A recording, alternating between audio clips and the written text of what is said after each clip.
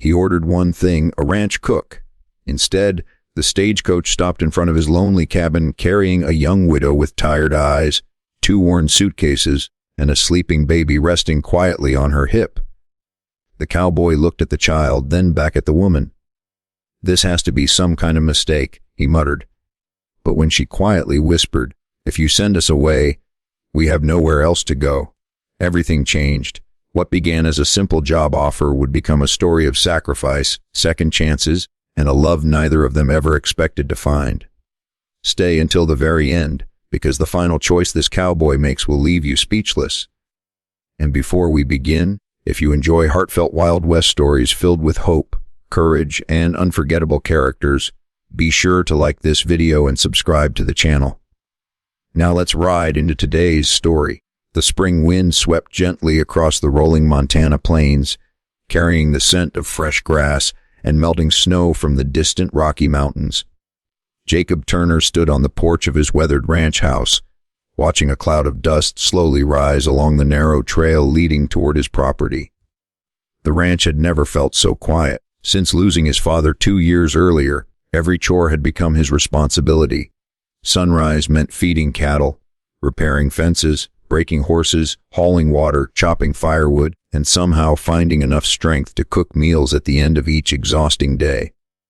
More often than not, supper consisted of burnt beans or stale bread, because Jacob knew far more about cattle than kitchens. His neighbors had teased him for months until finally one of them convinced him to place a small advertisement in the nearest town. Experienced ranch cook wanted. Honest wages, room provided. That was all he needed. Or so he thought. As the stagecoach rolled into the yard, Jacob removed his hat and stepped down from the porch. He expected to greet an older woman with years of cooking experience, someone who could keep a household running while he worked the land. Instead, the coach door opened, and a young woman carefully stepped onto the ground with an infant asleep against her shoulder. 2 battered leather suitcases followed behind her. The driver unloaded the luggage before climbing back aboard without another word.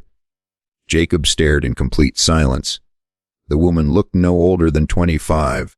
Her faded blue dress had been carefully mended in several places, and a white shawl wrapped protectively around the sleeping baby.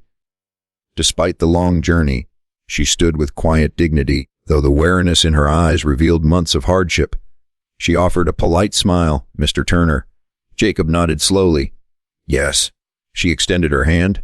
"My name is Sarah Whitmore. I answered your advertisement." Jacob looked from her face to the child and back again. "You came for the cook's position?" "Yes, sir." "With the baby?" Sarah lowered her eyes for only a moment before lifting them again with remarkable courage. "His name is Noah.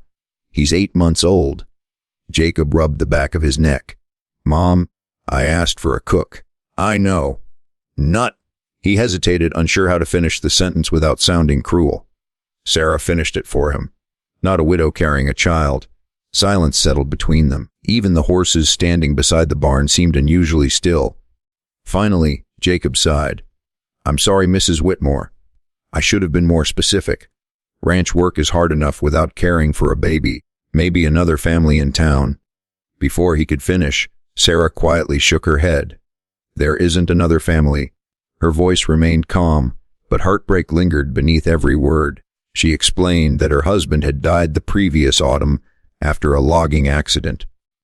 The small cabin they rented had been reclaimed by its owner when she could no longer pay. She had spent months washing clothes, baking bread, and sewing dresses simply to keep Noah fed. When she saw Jacob's advertisement, it felt like the last open door in a world that had closed every other one. She had sold nearly everything she owned just to afford the stagecoach fare. "If this doesn't work," she whispered, gently rocking the sleeping baby, "I honestly don't know where we'll go next." Jacob looked across the empty valley surrounding his ranch. The nearest town was half a day's ride away. The sun was already beginning its slow descent toward the western hills. Sending her back today meant leaving a young mother and infant stranded with nowhere to sleep. He wasn't that kind of man. Still, he worried. A ranch wasn't a place for babies. There were horses, tools, storms, wild animals, and endless work. Before he could answer, Noah stirred awake. Tiny blue eyes blinked against the sunlight before settling on Jacob's face. Instead of crying, the baby smiled. It wasn't a cautious smile. It was pure, trusting, and innocent. Then he reached one tiny hand toward the surprised cowboy. Jacob froze. He hadn't held a baby since his younger sister died years ago from scarlet fever. Something inside him shifted. Very slowly, he reached out one rough finger. Noah immediately wrapped his tiny hand around it. Sarah noticed the change in Jacob's expression but said nothing. She knew hope could disappear as quickly as it arrived. Jacob looked toward the lonely ranch house behind him. It suddenly seemed much bigger than it had that morning. He let out a long breath before picking up one of Sarah's heavy suitcases. "Well," he said quietly, "I suppose neither of you should be standing outside much longer." Sarah stared at him, unsure she'd heard correctly. Jacob managed the smallest smile. "You came here to cook. I reckon you deserve a chance." Tears immediately filled Sarah's eyes. She tried to thank him, but emotion stole the words before they reached her lips.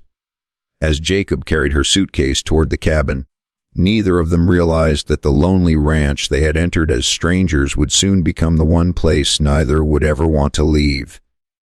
The first few weeks were anything but easy.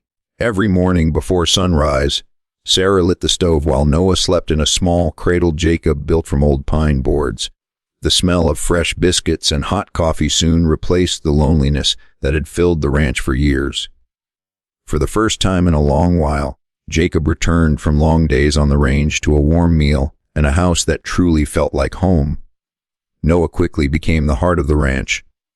He laughed whenever Jacob returned on horseback, stretching out his tiny arms until the cowboy lifted him high into the air.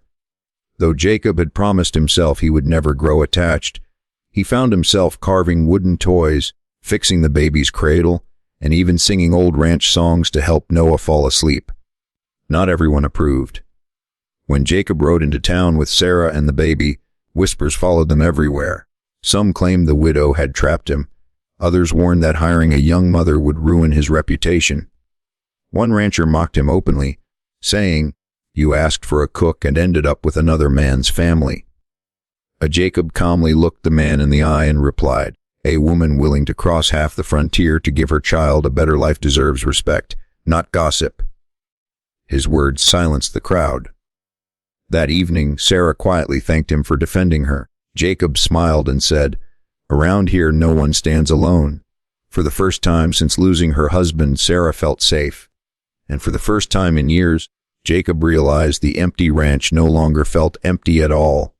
Somewhere between shared meals, quiet evenings, and Noah's joyful laughter, three lonely hearts had begun to feel like one family. One cold autumn morning, a powerful storm swept across the valley. While checking the fences, Jacob's horse slipped on the muddy hillside, leaving him badly injured. Unable to ride home, he feared no one would find him before nightfall. But Sarah noticed he hadn't returned by sunset. Without hesitation, she wrapped Noah in warm blankets, borrowed a horse, and followed Jacob's usual trail. Hours later, she found him weak and unable to stand. With remarkable courage, she helped him onto the horse and brought him safely back to the ranch. As Jacob recovered over the following weeks, he realized the truth he had been trying to ignore.